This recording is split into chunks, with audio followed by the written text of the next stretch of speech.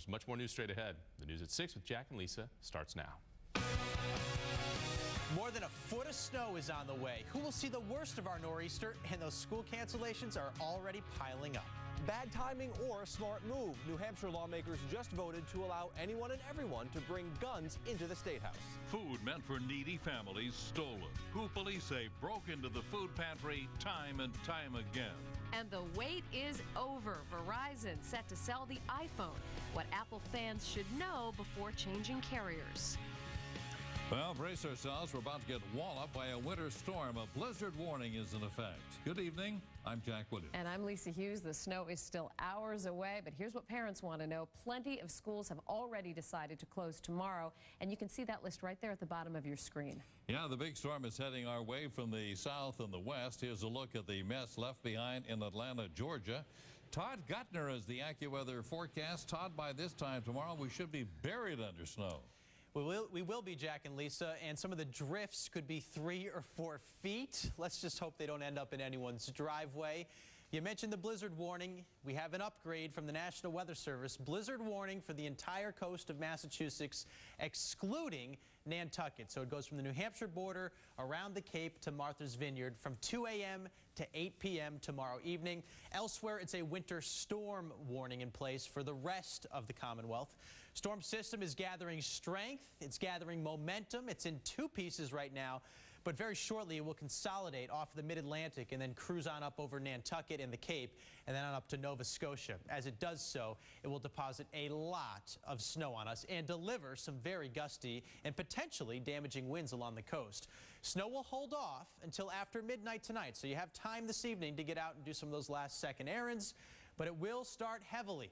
Tomorrow morning's commute does not look good. These dark shades of blue represent very heavy bands of snow. Some of the rates will be 1, 2, maybe even 3 inches per hour.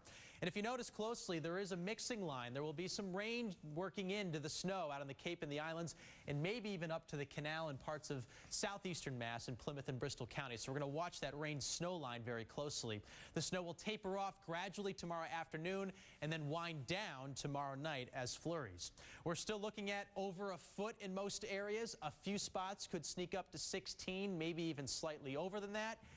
Down over southeastern Mass, they'll be held down because of the warmth and the mixing. Looks like 6 to 12 around the canal and parts of the South Shore, Buzzards Bay, and 3 to 6 inches for the rest of the Cape, Nantucket too.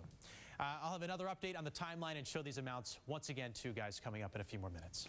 All right, Todd, thank you very much. So it looks like a lot of snow coming, and plow drivers across the state, well, they're going to be in for a rather long night and day. Oh, no question. Peg Rasconi live in Somerville right now. And Peg, thank goodness those trucks are ready to go. They are ready to go. You can see part of the Somerville fleet back here in the Public Works garage. Those are salt trucks back there. You'll notice they are full, ready to go. And I got to tell you right now, this feels like a little bit of a sleepy place, but that's because many of the people who've been driving those trucks tomorrow are catching some Z's while they can. The bucket of a front-end loader dug into what is for the moment a mammoth salt pile as some foreboding clouds dimmed the sun over Somerville. DPW workers have been loading trucks all day.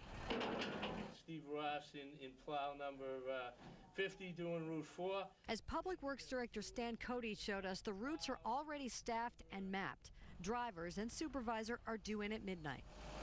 Looking at AccuWeather, which is from your particular nice plug. Your particular news station. That's what we happen to use. It looks like we're going to have 7/10 of an inch starting at 1 a.m. We'll pre-treat before that, and then we'll keep going. We can deal with the first. Before 5 a.m., we'll probably be able to deal with it. We're treating it with salt. After that, we'll drop the blades. Out in Framingham, workers fitted truck tires with chains. So as much of the work we can get in advance done as possible so that we're not having to bring people in many hours early before the storm to keep our costs down and just be sensible about it. He's got 250 miles of road to keep clear, plus sidewalks and parking lots. Back in Somerville, they've been scraping up and dumping what didn't melt after the last storm. This stuff is frozen solid, left over from the last snowstorm, and they've been getting as much of it as they can off of streets, because cover this with a foot of snow, it becomes invisible and dangerous to drivers. Once it freezes, it sits there for the rest of the winter. Well, back live now, Stan Cody says he expects his crews will go through 8 800 tons of the salt that you see here by the time tomorrow's storm is over. $44 a ton, in case you're wondering. Now, what does 800 tons of salt look like? Well, he says it's between 1/3 and 1/2 of this huge pile that's here. Lisa? Wow, and we imagine they'll be using a lot of it tomorrow. Peg Risconi live in Somerville. Thank you. It'll also be a very long night for people on the South Shore. They're just hoping that a battered seawall in Scituate can hold up. Last month's blizzard caused part of this wall to crumble. Today, crews work to shore it up, and this is a nervous wait right now for homeowners. You just prepare the best you can and just hope. That's all you can really do. I mean, there's really nothing much you can do once you've done your preparation. If Mother Nature wants to do its thing, it's going to do its thing. The powerful rush of seawater caused serious damage a few weeks ago. The good news with this coming storm, flooding is not expected to be as significant a problem. Logan Airport has no plans to close tomorrow, but airlines are already canceling flights here. Some of that is proactive. They don't want to get their planes stuck in Boston. Other flights are canceled because the snow that's already fallen to our south and west. Be sure to check with your airline before driving to Logan Airport, and keep in mind that many major airlines have waived those change fees because of the weather. Once the snow starts to fall, WBZ has you covered. We'll be on the air starting tomorrow morning bright and early as the winds howl about 4:30 in the morning. A business that got big financial backing from the state is shutting down. Evergreen Solar will be closing its facility in Devens by spring. 800 people work at this manufacturing site for solar panels. The company won't say if those employees will be laid off. You may remember 2 years ago, Evergreen Solar got $5 million in a loan from the state in exchange for a promise to create jobs here in Massachusetts. The facility in Devens was also built with nearly $60 million in state aid. State officials say they'll be working actively to recover any and all dollars owed to the state. The parents of the man accused in the deadly Arizona rampage say they had no idea he was capable of such violence. CBS News sources say that Jared Loeffner's parents told the FBI they were, quote, completely surprised, unquote, to learn about Saturday's shooting spree at a Tucson grocery store. Loeffner is charged in the attack that killed 6 people and wounded 14 more. His parents wrote this in a family statement: "There are no words that can possibly express how we feel. We wish that there were so we could make you feel better. We don't understand why this happened. It may not make any difference, but we wish that we could change the heinous events of Saturday." Loeffner, by the way, could face the death penalty. Incredibly, Congresswoman Gabrielle Giffords is now breathing on her own and moving both of her arms. Giffords was shot in the head in Saturday's attack, the bullet going through her brain. She is believed to be Loeffner's original target. 6 other victims tonight remain hospitalized. President Obama is expected to arrive in Arizona tomorrow. He will be taking part in a memorial for all of the victims. Massachusetts Senator John Kerry is urging pundits and politicians to choose their words carefully in the wake of the shooting rampage. In the weeks and months ahead, the real issue that we need to confront isn't just what role divisive political rhetoric may have played on Saturday, but it's the violence divisive, overly simplistic dialogue does to our democracy every day. Bad timing for an already controversial decision by New Hampshire lawmakers. Just 4 days before the shooting in Tucson, legislators in New Hampshire voted to let guns into their state house anytime, carried by anybody. As WBZ's Jim Armstrong explains, there's concern about what happens next. Flags fly at half-staff over the New Hampshire state capitol, honoring this weekend's tragedy in Arizona. Today, though, some wonder if new policies here are inviting a similar disaster to Concord. Someone will get killed. That's right. Someone will get killed. Why set up? Last week, a Republican-led joint committee repealed the ban on guns on State House grounds. Then, the full House overwhelmingly overturned a decades-long ban on guns in the House chamber. There have always been people in this building with guns. We've all known that. It's not been a secret. The question about whether or not the old gun policy was even effective is a pretty legitimate one. It was enforced primarily by a little no-gun sticker here on the door that's since been removed. Our weapons are words. They're not guns. Or Representative Callie Pitts was debating on the floor of the House in 2009 when gallery onlookers exposed weapons they snuck in. I don't think anybody on the floor was equipped to turn around and sharpshoot somebody in the gallery with children, visitors. It's comforting to know that there are sane people who are armed. The fear is, though, if a situation does arise, then all of a sudden you have a lot of people all with loaded weapons. That could get ugly in a hurry. Well, it certainly could, but I think the reality is that that's not going to happen. It never has. I do not agree, because we don't have to wait for the first time that it happens. People will feel intimidated. Senator Sylvia Larson, the only person who voted to keep guns banned on State House property. She's worried about heated debates going bad. If you act irrationally and you're carrying a weapon, that's not a good combination. In Concord, Jim Armstrong, WBZ News. Now, New Hampshire law does require a permit to carry a concealed weapon, but you do not need a permit if you want to expose the gun and take it to work. Breaking news right now in Boston. WCVB's news helicopter has just made an emergency landing on Boston Common. You're looking at pictures now from Sky Eye. An official from the station is telling us this was a, quote, hard landing. Our pilot, however, in Sky Eye heard this pilot of the Channel 5 chopper make a mayday call. Everyone okay, but again, as you're looking at these live pictures from Sky Eye and a significant emergency response on Boston Common, Channel 5's helicopter tonight making an emergency landing right there. As we get new information, we will be sure to bring it to you. Flu cases doubling and most people getting sick have one thing in common. But first, dam safety. Just how many in the state are in need of immediate and costly repairs? Finally, a choice for the iPhone. We'll take a look at the pros and cons. Well, the Patriots are ready for the playoffs. Everybody's pretty excited about the opportunity that we have. How the team is gearing up for Sunday's matchup with the Jets.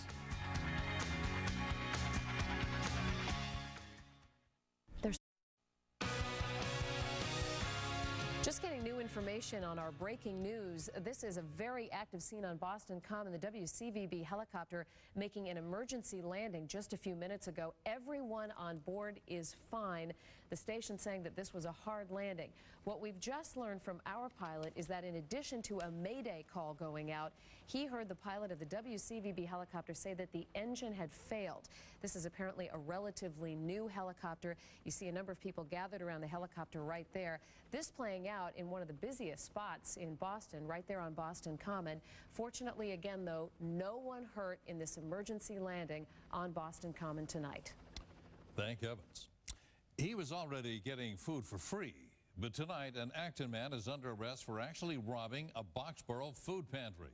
Police tell us the food pantry was broken into 6 times by the same man over a 2-week period while the food pantry was closed. The thief took cash, food, clothes, even light bulbs and detergent. Well, using these surveillance pictures, employees were able to identify the man, and yes, he's a client. Well, finally, Apple making the call to offer the iPhone to a second carrier. People have waited a long time for this.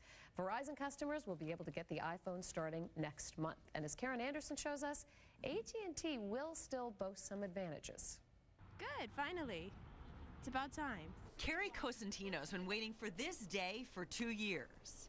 I have the Droid and I just got it and I'm switching to the iPhone. On February 10th, Verizon will offer its customers the iPhone. My family were really into Mac products, so it's cool. It looks exactly like this. It's an iPhone 4. The difference is actually on the inside. Carl Howe of the Yankee Group says you will notice differences between Verizon and AT&T. Verizon is boasting about better phone service, but one thing you can't do on Verizon's network is use your phone, use the data part of your phone, browse the web at the same time as you're making a phone call. You can do that on AT&T's network. Another difference, Howe says AT&T's iPhone has a big advantage if you travel overseas. If I go to Europe and I bring my Verizon iPhone, it's not going to work. I need a different phone in Europe. AT&T's iPhone works fine in Europe. So. We don't know what Verizon will charge for service, but they've already slipped in a free perk. One of the advantages of the Verizon service, you'll be able to use your iPhone as a Wi-Fi hotspot for your laptop at no extra charge. Howe predicts AT&T will lose about 2 million of its 20 million customers, but not Rohan Fernandez. I am going to stay with AT&T, yes. No reason to change at this point. The new Verizon iPhone will be available in Apple stores and online through Verizon. In Boston, Karen Anderson, WBZ News. Now, if you're looking for the very fastest network, keep in mind, right now, neither AT&T nor Verizon can give you 4G on the iPhone. Well, a lot of people with iPhones and all kinds of phones have been calling, asking what the weather's going to be, and they're a little nervous. Understandably. I mean, this is a lot of snow to be hitting us at one time. The last blizzard we got came when most people were off work and school. It's school vacation week, day after Christmas. You'd be surprised, Jack, how many phone calls we're getting in the weather office right now. I believe it. The phone is ringing off the hook. People are aware of this, and they should be, because this is going to be another major storm system. It will rival the last blizzard in many ways, and I'll talk about that shortly. There's the storm system. It's actually in a couple of pieces right now. We had moisture that came out of the Gulf of Mexico. That's riding up the coastline. But the energy from this system is found out in the Midwest. Ohio Valley, entering Pennsylvania right now, some very heavy snowfall out near Pittsburgh. You can already see the transfer of energy taking place. Bands of snow and rain coming up here in the mid-Atlantic, New Jersey up to New York City, and this is convective, meaning there are thunderstorms located within these bands, and it is possible that we get into some thunder snow during the height of this storm early tomorrow morning through about midday. Blizzard warnings. This is new tonight. Blizzard warning has been issued from the Weather Service 2 a.m. tonight through 8 p.m. tomorrow evening from the New Hampshire border around the Cape down to Martha's Vineyard. It excludes Nantucket. The rest of the area, the rest of the Commonwealth, under a winter storm warning, basically the same time frame. So what is a blizzard? Well, you know, there are actually thresholds that need to be met. You need to have that snow reducing visibility to 1/4 of a mile or less for 3 consecutive hours, and at the same time have sustained winds or frequent gusts of 35 miles per hour or greater. And tomorrow morning, it does appear like we will meet that criteria. Here comes the storm system. Here's your timeline. Through midnight, you know, there may be a few flurries around, but the accumulation doesn't occur until after midnight. In fact, probably until after 2, 3 o'clock in the morning. It is really centered around tomorrow morning's commute, where we're getting into heavy, heavy bands. Dark shades of blue showing up just to the south and west of Boston. Also notice some mixing coming up as warmer air tries to sneak into the Cape and the islands. That'll certainly hold totals down there. The storm center will probably go up right over Nantucket or just inside Nantucket Sound, Chatham, and then up toward Nova Scotia. And everything starts to wind down finally. It'll be a slow process tomorrow evening. Flurries up through about midnight with some nice, quiet, cold weather to follow Thursday and Friday. Amounts, yes, most are still looking at a solid foot to 1.5 feet. It's possible we could get as high as 16 or 17 inches.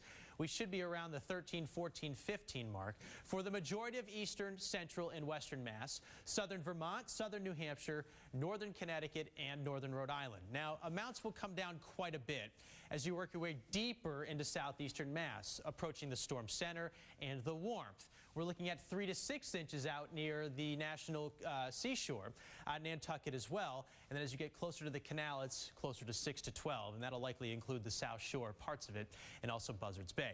Now, wind will be a big issue, especially tomorrow morning. There's a high wind warning up for parts of southeastern Mass tomorrow. We will experience gusts as high as 40, 50, perhaps even 60 miles per hour during the day, specifically over Nantucket, and that's what's going to blow and drift the snow all around. And lastly, I do want to touch on the coastal flooding threat. You know, with the last blizzard, that was really the main player. This time around, we're going to avoid some serious problems. Tides are running about 2 to 3 feet below the last blizzard, so that's great news. We only have minor concerns, and the big issue really will be beach erosion, especially on the outer Cape. AccuWeather 7-day forecast. Blizzard conditions all day tomorrow, Thursday, Friday, sunshine, cold. Weekend, a little light snow Saturday night, probably a coating or an inch, but for the Patriots game, actually reasonable temperatures in the middle 30s for that Jets-Pats game. Not too bad. Jack and Lisa? It'll be nice to have the break, Todd. Thanks. WBZ Sports Hub report. Looking forward to this weekend. Yeah, get through host of tomorrow. reasons. And then some great football coming Right. up. Can we fast forward through tomorrow? Wouldn't that be nice? No problem. Yes. Oh, thank you, Jack. Yeah. All right, back to practice today for the Patriots. They get ready for Sunday's divisional playoff battle with the Jets at Gillette Stadium. Now, the Pats had the best record in the NFL this season, regular season, at 14-2. But as we know now, they're 0-0.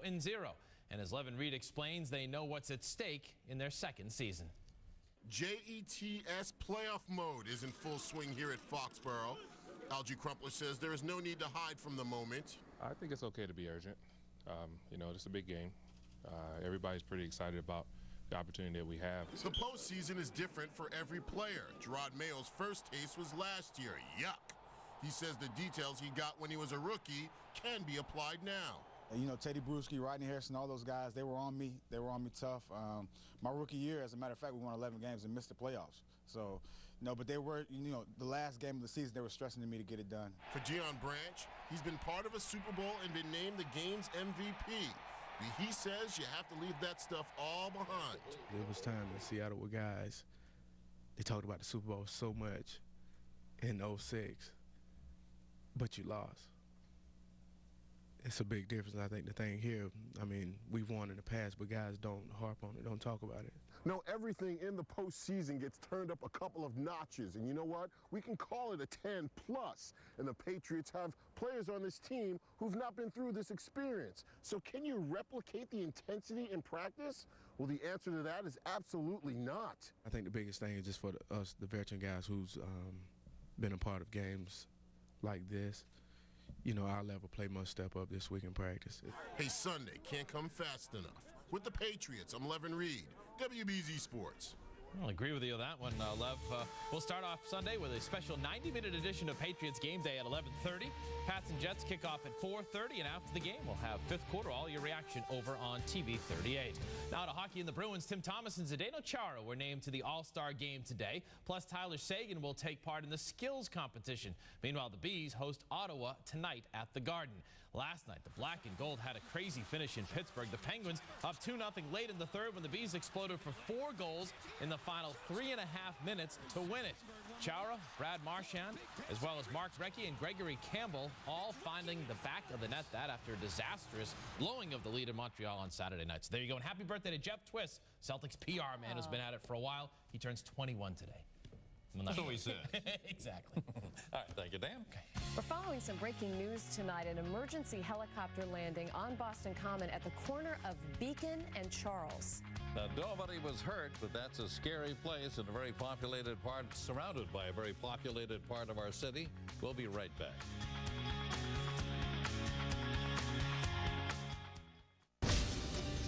I need you to keep something confidential.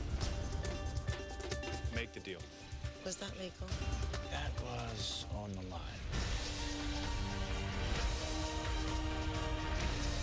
He heard Lockhart Gardens breaking up. You are only happy when you think people are lined up against you. No one said it would be pretty. I think you know we need to protect here. I understand. I just don't have to like it. A recliner made especially for her. Comfort matters. It fully reclines. Style matters. Clean lines, contemporary. Choice matters in green, brown, and red. Value matters. Easy on your wallet. Only $2.99 each. What are those? Duraflame Stacks logs. Brand new stackable fire logs that look and burn like firewood, but they're better because they burn 50% cleaner, and just 3 of them last a whole evening. If those look and burn like firewood, I'll join the circus.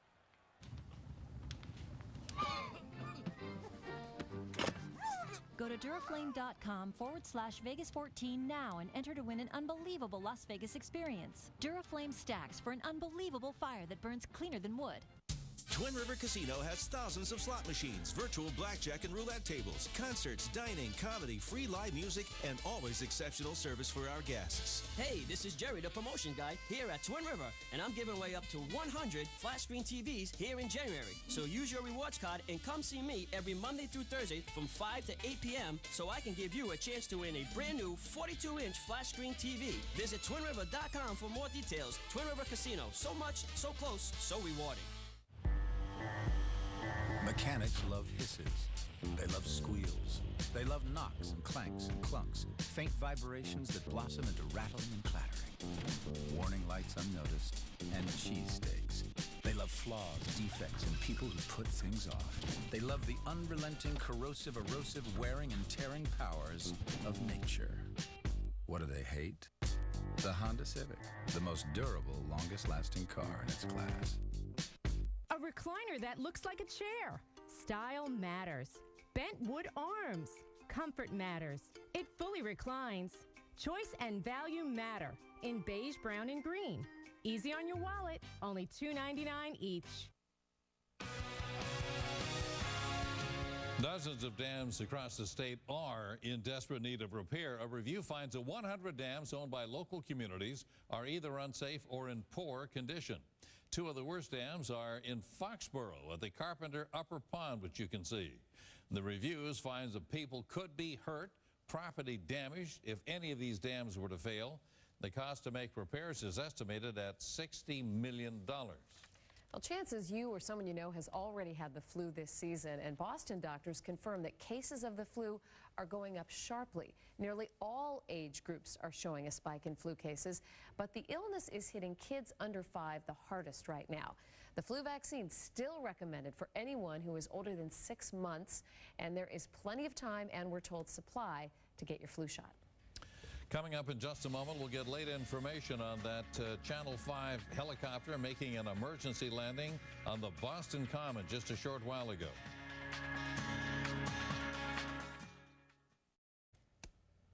Before we go tonight, I want to give you another live look at this. This is the WCVB Channel 5 helicopter made an emergency landing tonight on Boston Common right there on the corner of Beacon and Charles. Very scary. A lot of what-ifs surrounding this. Jonathan Elias just arrived on the scene. Let's get some late information. Jonathan. Jack, I'm not more than 50 feet in front of the helicopter right now. We were told that it made that emergency landing a hard landing, but from where I stand, it looks as though the helicopter is intact. The skids that it landed on, they don't look to be damaged. We just yelled. There was the reporter/photographer inside the helicopter is a friend of our photographer. He yelled to her, said, "You okay?" She said, "I'm fine."